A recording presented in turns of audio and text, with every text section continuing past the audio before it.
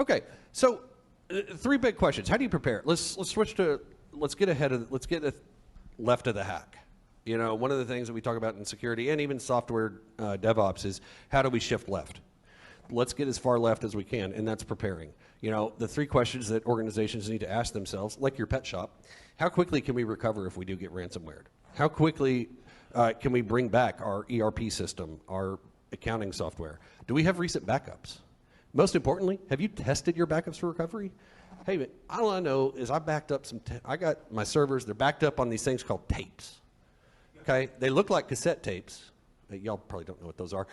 They look like, they look like VHS tapes. Do y'all know what those are? Yes? Okay, all right, good. It's like Blu-ray. It's like Blu-ray. Just, yeah, real thick. Anyway, a lot of companies back them up on digital tape, and they get stored at places like Iron Mountain and facilities like that. And what happens, companies just trust that, and they don't test it. So what happens when you have an incident, and you're like, I'll go get my tapes. I got this. Just try to restore it, and the tape has become corrupted. So then you're SOL.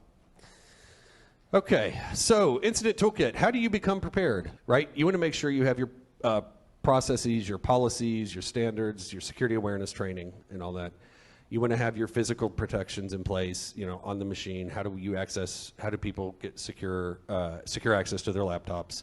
How do we protect our perimeter? Think about it like an onion, right? So the outside of the onion is really just one of the different things that we have to protect ourselves. And then we have network controls in place. We've got firewalls here on site. Hopefully we'll be rolling out continuous VPN back here in the near future to protect that. Then we have our host and our operating system controls, application controls, and then data controls to make sure that everything is in place and everything is secured. Okay, incident lifecycle. We talk about cybersecurity incident here, and these are the 4 stages. This is based on National Institute of Standards and Technologies, 861 incident response lifecycle. Prepare and prevent, detect and analyze, contain and eradicate, recover and have your post-incident, post-mortem. Looks kind of a lot like some of our engagements, right? I mean, at the end of the engagement, we all gather together and we say, okay, what could have gone better? What could have, you know, all that stuff. That's exactly what some of this stuff is. To prepare and prevent, get ready for battle. You know, these are some of the things that you must have, you should have, and best-in-class organizations have these. So must have malicious email filtering.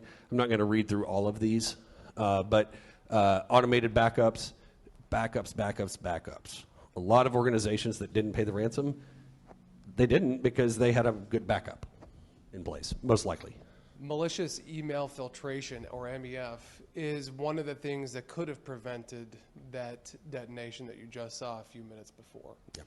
It would have identified the file inbound into the network as malicious, and it would have sunk it, and you would have never received it. And so making sure that companies are doing their share and making sure that they're taking the time to buy and correctly deploy this type of solution is ultra imperative. Yeah, good point. And one of the things that also stemming from that, when I talked about on this slide, talked about application level controls, some of you may notice that you're not able to do macros in some of our applications. That email is the exact reason why. So, you know, there are things I put in place to make sure that we are secure and protected from malicious activity there. So it's just in case something gets through malicious email filtering. You know, organizations should have a cybersecurity incident response plan. You should have full logging for at least 30 days in policies, standards. And really important, I was talking to one of our clients this week about asset inventory. We were doing a physical security assessment, found like a Western Digital NAS drive, just like home edition that they got at Best Buy, sitting like on the floor in the server room. I was like, what's that? Well, I don't know. Really? So these are common. It was already plugged in. Yeah, these are common things. Yeah. Very common. You see them all the time. So I said, well, do you know where all this stuff is? No. do an asset inventory. You know, that's one of the first things you should do. Best-in-class organizations will have your cybersecurity insurance, next-generation firewall, and an intrusion prevention system.